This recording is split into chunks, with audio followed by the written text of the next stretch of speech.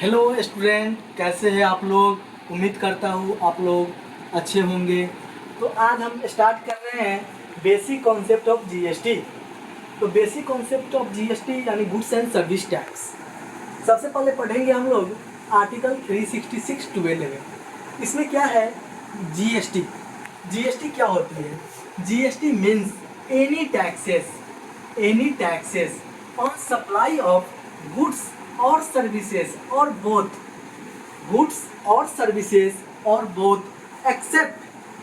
except alcohol taxes on supply of alcoholic liquor for human consumption।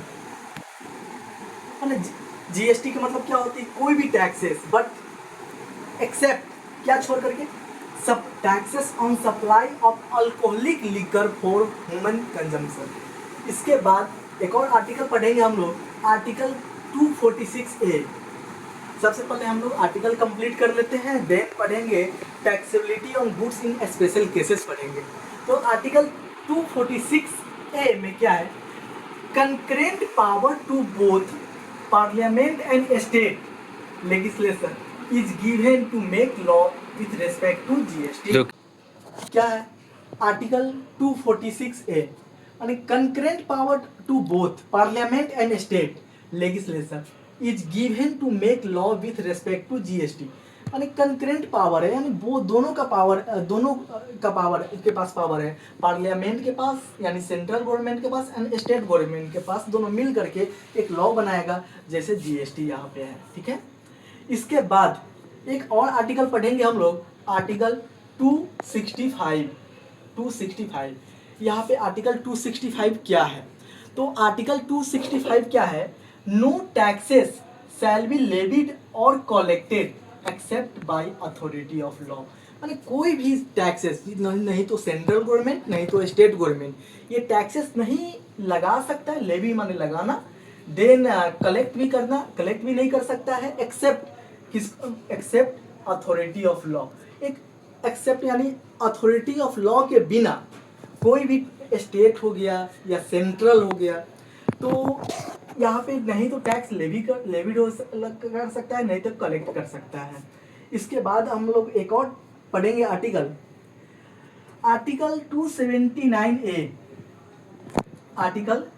279A। तो यहाँ पे क्या है? सबसे पहले हम यहाँ पे पढ़ेंगे जीएसटी काउंसिल के बारे में। जीएसटी काउंसिल तो यहाँ पे क्या है? The president shall within 60 days from the date of commencement of constitution यानी 101 अमेंडमेंट एक्ट 2016। तो यहाँ पे president shall within 60 days from the date of commencement of constitution. यहाँ पे प्रेसिडेंट ऑफ इंडिया एक ऑर्डर पास करती है कि 60 डेज के अंदर एक कमेटी का गठन किया जाए, जैसे जिसको हम लोग बोलते हैं जीएसटी काउंसिल बोलते हैं। अब जीएसटी काउंसिल तो बन जाएगा, इसके बाद इसका चेयरमैन कौन होगा, मेंबर कौन होगा? तो चेयरमैन कौन होगा? तो यूनियन फाइनेंस मिनिस्टर चेयरमैन होगा। ठीक, यूनियन फाइनेंस मिनिस्टर क्या होगा? चेयरमैन होगा। इसके बाद मेंबर कौन होगा? मेंबर होगा union minister of state in change of revenue और फाइनेंस। जो हम लोग हिंदी में पढ़ते हैं ना, वो एक केंद्रीय वित्त मंत्री और केंद्रीय राज्य मंत्री। तो केंद्रीय राज्य मंत्री मेंबर है, और इसका एक और मेंबर हो जाएगा कि finance minister of each state government. सारे स्टेट गवर्नमेंट का फाइनेंस मिनिस्टर क्या है? मेंबर है। अब यहाँ पे पढ़ेंगे कोरम के बारे में, तो कोरम के बारे में हम कल बताएंगे यहाँ पे। इसके बाद अभी हम डायरेक्ट आते हैं यहाँ पे taxability on goods in special cases. Taxability on goods in special cases ये बहुत इंपॉर्टेंट है, ठीक है। सबसे पहले इसमें यहाँ पे 3 में बांट देते हैं हम लोग। First, goods totally out of levy of GST, माने जितना यहाँ पे गुड्स है वो जीएसटी के दायरे से बाहर है। ठीक है, जीएसटी के दायरे से बाहर है। इसके बाद पढ़ेंगे हम लोग goods subject to excise and GST. इसके बाद पढ़ेंगे all other goods and services. जिस पे जीएसटी लगती है। तो सबसे पहले अभी हम लोग पढ़ रहे हैं नंबर 1 में goods totally out of levy of GST. तो सबसे पहले इसमें क्या है, पेट्रोलियम प्रोडक्ट। पेट्रोलियम प्रोडक्ट, तो पेट्रोलियम प्रोडक्ट पे अभी जीएसटी नहीं है, बट हाँ इन फ्यूचर जब जीएसटी काउंसिल रिकमेंड कर देगी जीएसटी इस पे लगाना है तो उस समय से लग जाएगा, बट अभी नहीं है। तो पेट्रोलियम प्रोडक्ट कितनी है, 5 पेट्रोलियम प्रोडक्ट है, तो वो हम लोग पढ़ेंगे पहले। एक होता है पेट्रोलियम क्रूड हो जाएगा, high speed diesel, motor spirit, aviation turbine fuel हो गया एटीएफ, नेचुरल गैस एटीएफ हो गया, जैसे में एरोप्लेन में जो फ्यूल भरा जाता है ना उसको हम लोग एटीएफ बोलते हैं। इसके बाद सब सिंपल है। इसके बाद अब पेट्रोलियम प्रोडक्ट जब मैन्युफैक्चर करेंगे, पेट्रोलियम प्रोडक्ट जब मैन्युफैक्चर करेंगे तो कौन सी टैक्सेस लगेगा। जैसे हम ही लोग हैं, हम लोग क्या करते हैं, पेट्रोलियम प्रोडक्ट को मैन्युफैक्चर करना चाहते हैं तो सरकार को कौन सा टैक्स देंगे, सेंट्रल एक्साइज देंगे। कौन सा देंगे, सेंट्रल एक्साइज देंगे, याद रख लीजिए आप लोग, सेंट्रल एक्साइज देंगे। सेल करने पे क्या होगा, देन हम लोग इसको सेल करना है, तो सेल करेंगे तो क्या लगेगा, जीएसटी तो लगेगा नहीं, तो क्या लगेगा, वैट लगेगा, वैल्यू एडेड टैक्स है। तो अब जैसे में विथ इन स्टेट करेंगे, विथ इन स्टेट माने एक स्टेट के अंदर ही करेंगे तो क्या लगेगा, इंट्रा वैट लगेगा, इंट्रा वैट, ठीक है। और वन स्टेट टू अनदर करेंगे, वन स्टेट टू अनदर करेंगे तो क्या लगेगा, इंटर सेंट्रल सेल्स टैक्स लगेगा, सीएसटी जिसको बोलते हैं हम लोग, ठीक है। इसके बाद हम लोग पढ़ेंगे आगे alcoholic liquor for human consumption. तो alcoholic liquor for human consumption को अगर मैन्युफैक्चर करेंगे कि जीएसटी के दायरे से तो बाहर है, ये तो हम लोग डेफिनेशन आर्टिकल में ही पढ़े हुए हैं, except taxes on the supply of alcoholic liquor for human consumption, इस पर जीएसटी कभी भी नहीं आएगी, कभी भी नहीं, ठीक है ना। तो इसको मैन्युफैक्चर करेंगे तो क्या लगेगी। अब एक होता है ना शराबबंदी का कानून, शराबबंदी का कानून लगाना स्टेट के पास है, कानून बनाना और लगाना स्टेट गवर्नमेंट के पास है, ना कि सेंट्रल गवर्नमेंट के पास है, ठीक है। तो अब हम यहाँ पे मैन्युफैक्चर करेंगे तो कौन सी टैक्स लगेगी, मैन्युफैक्चर करेंगे अगर शराब अल्कोहल तो यहाँ पे स्टेट एक्साइज लगेगा, ठीक है।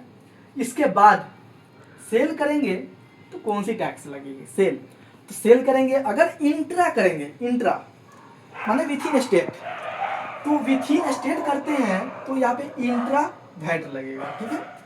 और यहाँ पे one state to another state करेंगे यानी इंटर, तो यहाँ पे इंटर सेंट्रल सेल्स टैक्स लगेगा। तो यहाँ पे petroleum product and alcoholic liquor for human consumption ये non taxable supply of GST के दायरे में आता है। अब आगे चलते हैं, आगे है good subject to excise and GST. तो अब यहाँ पे कहाँ पे एक्साइज लगेगा, कहाँ पे जीएसटी लगेगा, तो अब यहाँ पे स्टार्ट करते हैं। सबसे पहले टोबैको एंड टोबैको प्रोडक्ट, तंबाकू आप लोग जानते होंगे, तंबाकू को मैन्युफैक्चर करेंगे, तंबाकू को अगर बनाएंगे मैन्युफैक्चर करेंगे तो क्या लगेगा, सेंट्रल एक्साइज लगेगा। तंबाकू को मैन्युफैक्चर करेंगे तो सेंट्रल एक्साइज लगेगा। आप लोग हम बहुत अच्छे से याद कर लीजिए इसको, ये कोई भी कंपटीशन के एग्ज़ाम में ये 1, 2, 3 नंबर का या 5 नंबर का आने का चांस है। यहाँ पे ये बहुत इंपॉर्टेंट है, taxability on goods in special cases, कम से कम ये याद रख लीजिए, आर्टिकल है ये याद रख लीजिए, 3-4 आर्टिकल है। इसके बाद और भी कुछ बताएंगे। तो सबसे पहले यहाँ पे है टोबैको एंड टोबैको प्रोडक्ट को मैन्युफैक्चर करेंगे तो यहाँ पे हमको सेंट्रल एक्साइज देना पड़ेगा। और सेल करेंगे तो क्या लगेगा, यहाँ पे सेल करेंगे तो क्या लगेगा, अगर विथ इन स्टेट कर रहे हैं, जैसे टोबैको एंड टोबैको प्रोडक्ट हम बेच रहे हैं एक स्टेट जैसे बिहार में ही बेच रहे हैं, तो क्या लगेगा, CGST एंड SGST लगेगा, जिसको GST बोलते हैं विथ इन स्टेट। अगर पटना से पटना बोरिंग मोड से अगर हम ले जा रहे हैं, कहाँ पे, मुजफ्फरपुर ले जा रहे हैं, तो अब यहाँ पे GST कौन सा लगेगा, तो GST लगेगा इंट्रा लगेगा, ना कि इंटर लगेगा। इंटर कब लगती है, इंटर लगती है one state to another state. अगर गुड्स को हम अगर भेजते हैं तो यहाँ पे लगती है मेरा क्या, IGST लगती है, जिसको बोलते हैं इंटर स्टेट सप्लाई। अब यहाँ पे माने क्या है, विथ इन स्टेट यानी इंट्रा। तो इंट्रा जैसे होगा तो यहाँ पे CGST and SGST, central goods and service tax and state goods and service tax. But inter, Bihar से हम यूपी भेज रहे हैं, क्या भेज रहे हैं बिहार से यूपी, सेल कर रहे हैं tobacco and tobacco product manufacture किए, देन हम इसको सेल कर रहे हैं। सेल कहाँ कर रहे हैं, बिहार से यूपी कर रहे हैं। देन यहाँ पे कहने का मतलब कौन सा सेल होगा, इंटर होगा या इंट्रा होगा, इंटर स्टेट सप्लाई होगा। इंटर स्टेट सप्लाई होगा तो IGST लग जाएगा, integrated goods and service tax. इसके बाद अफीम, नारकोटिक्स, नाम सुने होइएगा, अफीम, नारकोटिक्स, ये सब, ठीक है। इसको मैन्युफैक्चर करेंगे तो क्या लगेगा, मैन्युफैक्चर करेंगे तो क्या लगेगा, स्टेट एक्साइज ड्यूटी। मैन्युफैक्चर करेंगे तो स्टेट एक्साइज ड्यूटी लगेगा, ठीक है। सेल करेंगे तो क्या लगेगा, सेल करेंगे अगर इंट्रा मतलब विथ इन स्टेट कर रहे हैं, सेल कर रहे हैं, विथ इन स्टेट कर रहे हैं, तो CGST एंड SGST लेवी होगा, लगेगा, ठीक है। और inter, Bihar to UP, Bihar to Gujarat, Bihar to Delhi, ये करेंगे, ये सब जितना सप्लाई हुआ ये इंटर स्टेट सप्लाई हुआ, inter state, one state to another state. तो यहाँ पे क्या लग जाएगा, IGST लगेगा, ठीक है, integrated goods and service tax. In above one tobacco and tobacco products and अफीम, नारकोटिक्स, ये पे no VAT and no central sale tax, याद रख लीजिएगा ये सब। इसके बाद all other goods and services, all other goods and services में क्या है, ओनली GST इज पेएबल, केवल GST पेएबल होगा। यहाँ पे विथ इन स्टेट यानी इंट्रा, CGST एंड SGST लगेगा। One state to another state कर रहे हैं सप्लाई, तो यहाँ पे इंटर यानी IGST। और एक चीज़ और, इतना तो हम लोग पढ़े, बट क्या है कि सपोज डैट एक होता है यूनियन टेरिटरी। अगर हम यूनियन टेरिटरी, जैसे में तो हम लेह का ले लेते हैं, लेह में क्या है, लेह में अगर हम गुड्स का सप्लाई कर रहे हैं तो गुड्स का लेह में ही कर रहे हैं, तो यहाँ पे लगेगी, क्या लगेगी, यहाँ पे लगेगी हम मेरा एक CGST तो लगेगी ही लगेगी, SGST नहीं लगेगी, SGST नहीं लगेगी। तो SGST नहीं लगेगी तो क्या लगेगी, UTGST लगेगी। It's okay. अब हम आगे चलते हैं, एक GST रिफॉर्म हुआ था पिछले साल, दीपावली से पहले हमारे प्राइम मिनिस्टर सर आए थे, लाइव आए थे, मन की बात आई थिंक, उसमें बोले थे हम GST रिफॉर्म करने जा रहे हैं। तो GST रिफॉर्म क्या हुआ था, देखिए सबसे पहले एक नील रेट अभी भी है, 5% अभी भी है, 2.5%, 99%। हाईएस्ट GST का रेट है 40%, जबकि एक पहले 12% भी हुआ करता था, 28% भी हुआ करता था, जो हट चुका है, ठीक है, ये हट चुका है। तो GST का हाईयर रेट कौन सा है, अभी 40% है। अब हम लोग यहाँ पे इतना तो हम लोग पढ़ लिए, और अब नेक्स्ट क्लास में स्टार्ट करेंगे गुड्स के बारे में। गुड्स क्या होता है, goods, services, benefit of GST, benefit of GST, ये सब स्टार्ट करेंगे। और एक दो एग्जाम्पल जिसमें GST जो लेवी होती है और कैसे हम सरकार को पेमेंट करते हैं टैक्स को, वो सब समझेंगे पूरा एग्जाम्पल के थ्रू। तब तक इतना ही, थैंक यू।